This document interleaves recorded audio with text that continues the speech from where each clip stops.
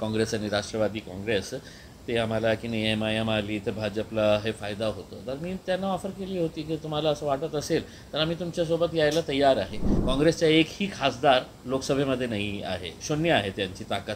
आणि MIMचे एक खासदार आहे, मग त्यांच्यापेक्षा जास्त. तर त्यांनी माझ्याकडे यायला पाहिजे खऱ्या अर्थाने की तुम्ही आम्हाला घेतो का सोबत. पुन्हा त्यांना हे सांगितलेलं आहे की आपल्याला भारतीय जनता पार्टीला पराभव करायचंच असेल तर सगळं जे घटक आहे त्यांना सोबत घेऊन चाललं तर बरं होते. आघाडी संदर्भात आता रेलचेल सुरू झालेली आहे. MIMची काय भूमिका आहे?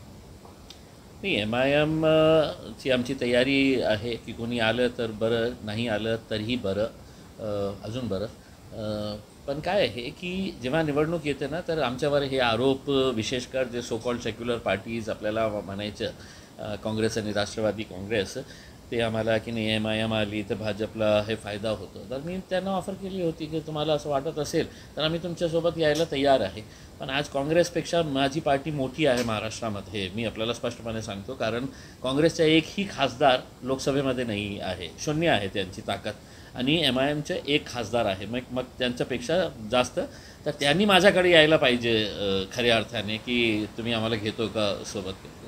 तरीसुद्धा आपल्याला भारतीय जनता पार्टीला पराभव करायचा असेल तर मी पुन्हा 1-2 वर्षापूर्वी मी असं प्रस्ताव दिलं होतं, काही प्रतिसाद आला नाही होता.